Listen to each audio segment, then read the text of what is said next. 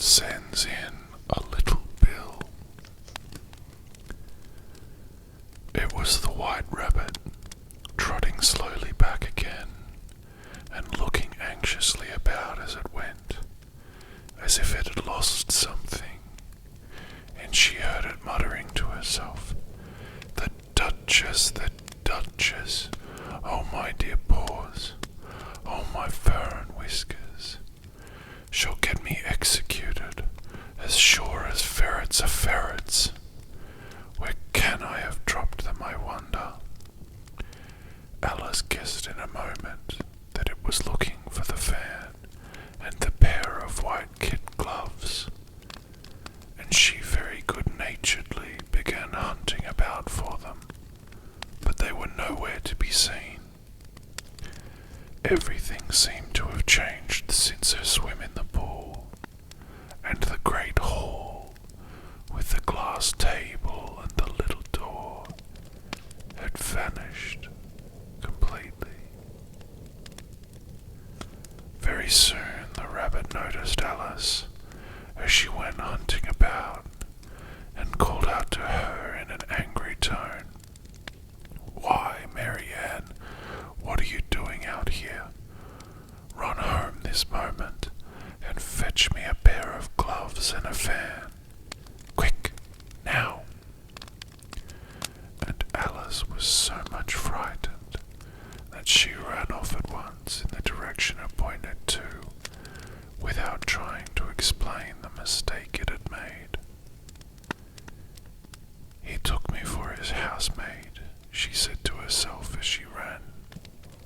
"How surprised he'll be when he finds out who I am.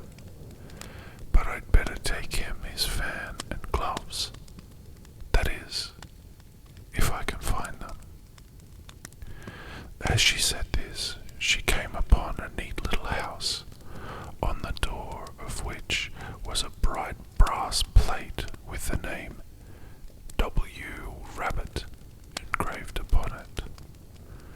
She went in without knocking, and hurried upstairs, in great fear lest she should meet the real Mary Ann, and be turned out of the house before she had found the fan and gloves. "How queer it seems," Alice said to herself, "to be going messages for a rabbit. I suppose Dina will be sending me on messages next." And she began fancying the sort of thing that would happen. "Miss Alice, come here directly and get ready for your walk."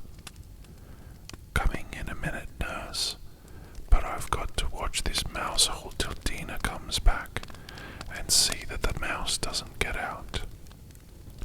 Only I don't think," Alice went on, "that they'd let Dina stop in the house if it began ordering people about like that."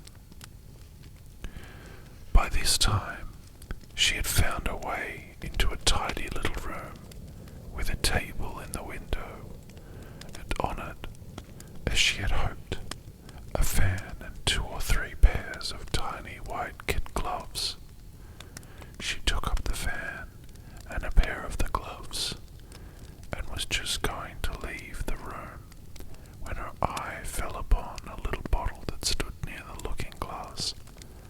There was no label this time with the words "Drink me," but nevertheless she uncorked it and put it to her lips. "I know something interesting is sure to happen," she said to herself, "whenever I eat or drink anything, so I'll just see what this bottle does. I do hope it'll make me grow large again, for really, I'm quite tired of being such a tiny little thing." It did so indeed, and much sooner than she had expected.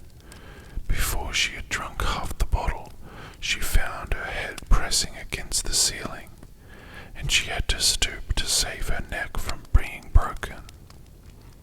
She hastily put down the bottle, saying to herself, "That's quite enough. I hope I shan't grow any more. As it is, I can't get out at the door." I do wish I hadn't drunk quite so much. Alas, it was too late to wish that. She went on growing and growing, and very soon had to kneel down on the floor.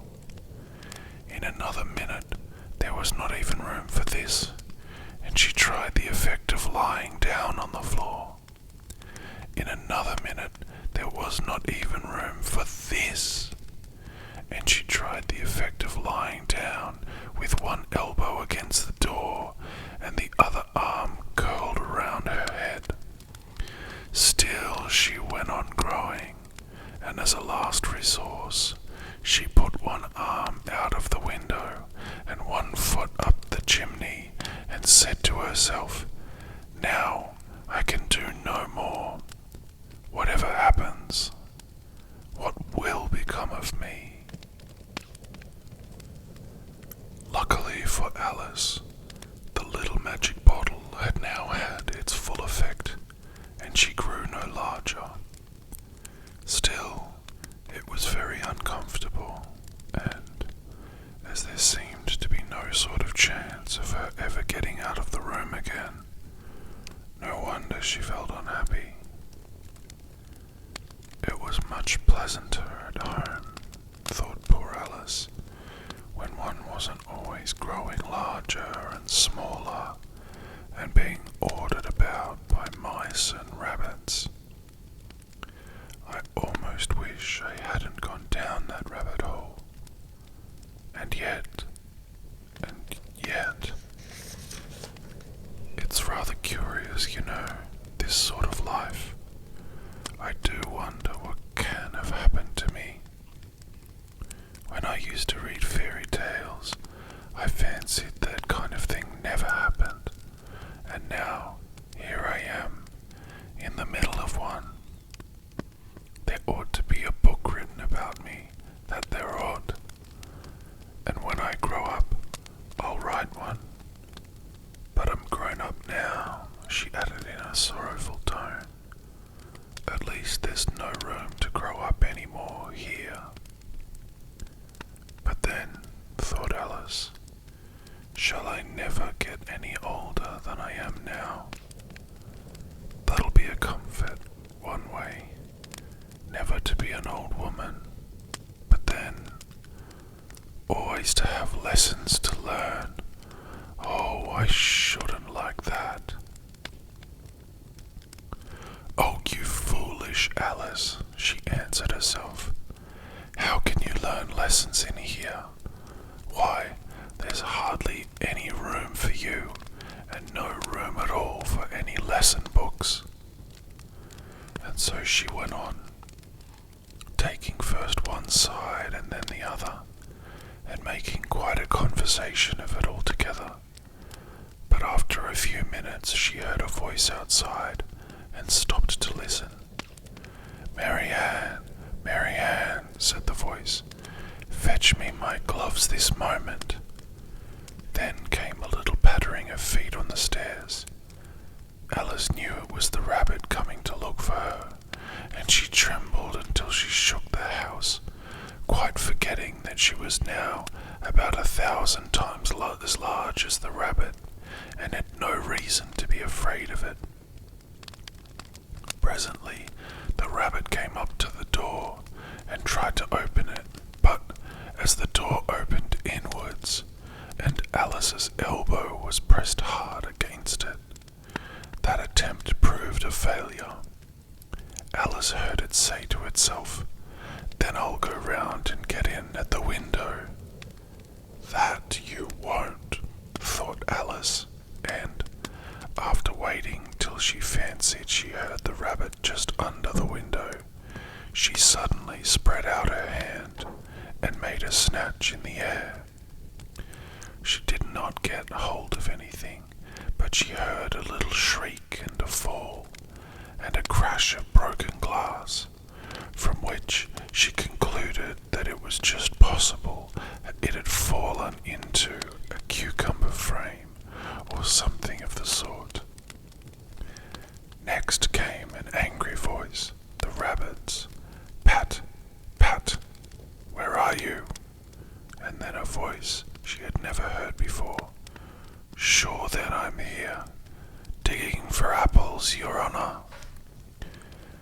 digging for apples indeed, said the rabbit angrily. Here, come and help me out of this. Sounds of more broken glass. Now tell me, Pat, what's that in the window? Sure, it's an arm, Your Honour. He pronounced it Arum. An arm, you goose. Whoever saw one that size? Why, it fills the whole window.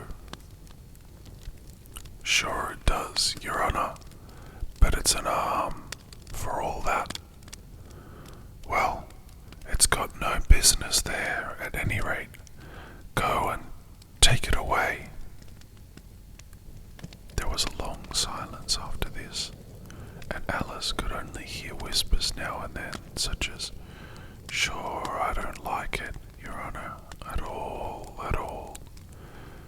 Do as I tell you, you coward.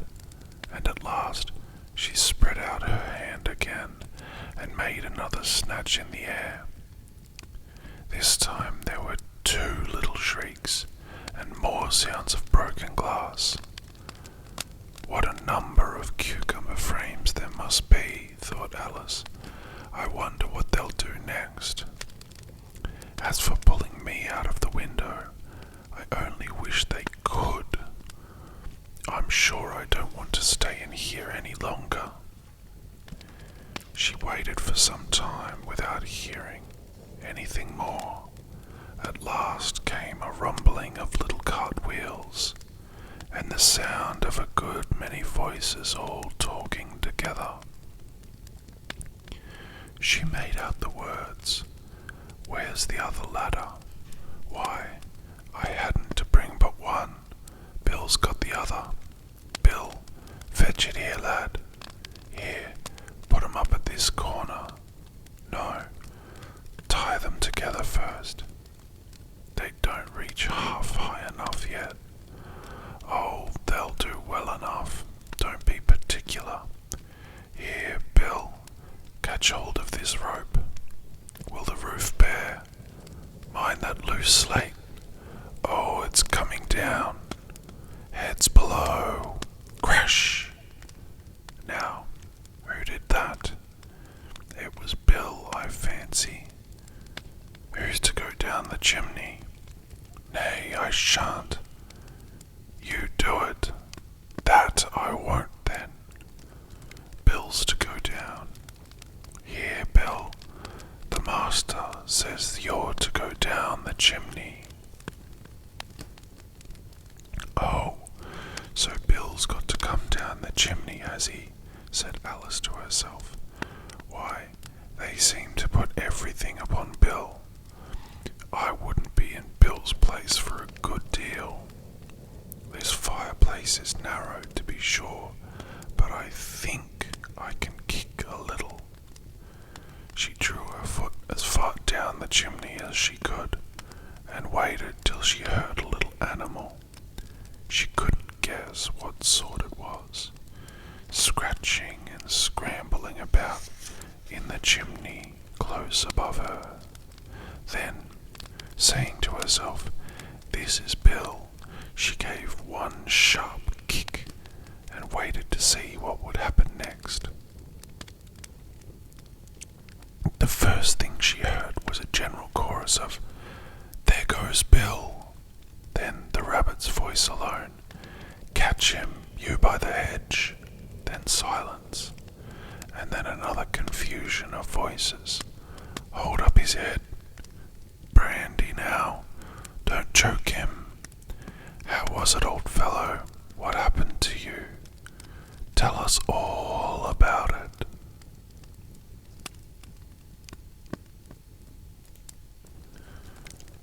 At last came a little feeble, squeaking voice.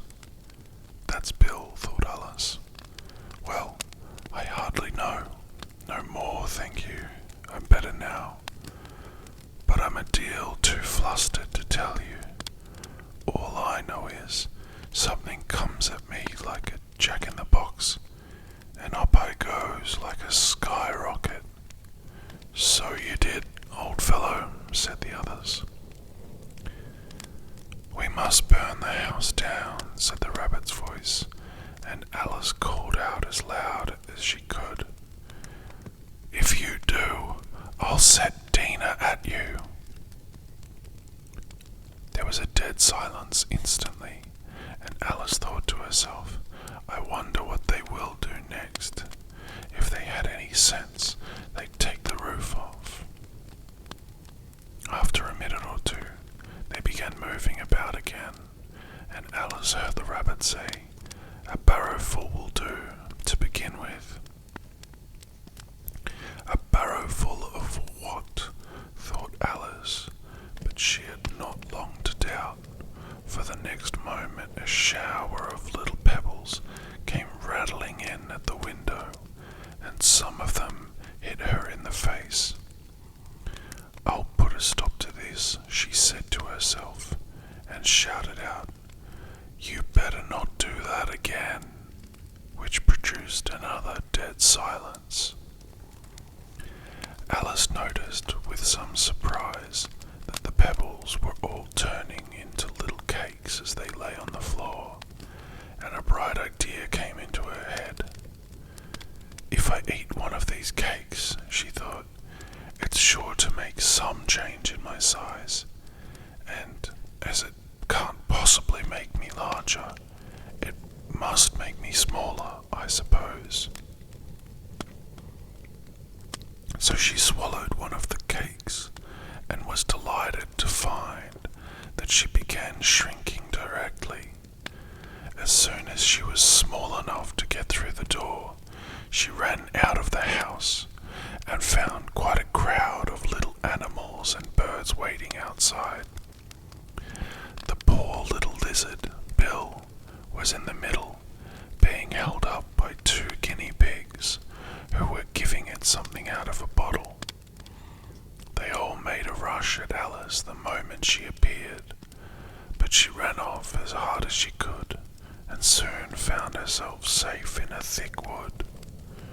"The first thing I've got to do," said Alice to herself as she wandered about in the wood, "is to grow to my right size again, and the second thing is to find my way into that lovely garden. I think that will be the best plan." It sounded an excellent plan, no doubt, and very neatly and simply arranged. The only difficulty was that she had not the smallest idea how to set about it, and while she was peering about anxiously among the trees, a little sharp bark just over her head made her look up in a great hurry. An enormous puppy was looking down at her with large round eyes and feebly stretching out one paw, trying to touch her. "Poor little thing," said Alice in a coaxing tone, and she tried hard to whistle to it, but she was terribly frightened all the time at the thought that it might be hungry, in which case it would be very likely to eat her up in spite of all her coaxing. Hardly knowing what she did, she picked up a little bit of stick and held it out to the puppy, whereupon the puppy jumped into the air off all its feet at once with a yelp of delight, and rushed at the stick and made believe to worry it. Then Alice dodged behind a great thistle to keep herself from being run over, and the moment she appeared on the other side, the puppy made another rush at the stick and tumbled head over heels in its hurry to get hold of it. Then Alice, thinking it very likely like having a game of play with a cart horse, and expecting every moment to be trampled under its feet, ran around the thistle again. Then the puppy began a series of short charges at the stick, running a very little way forwards each time, and then a long way back, barking hoarsely all the while, till at last it sat down a good way off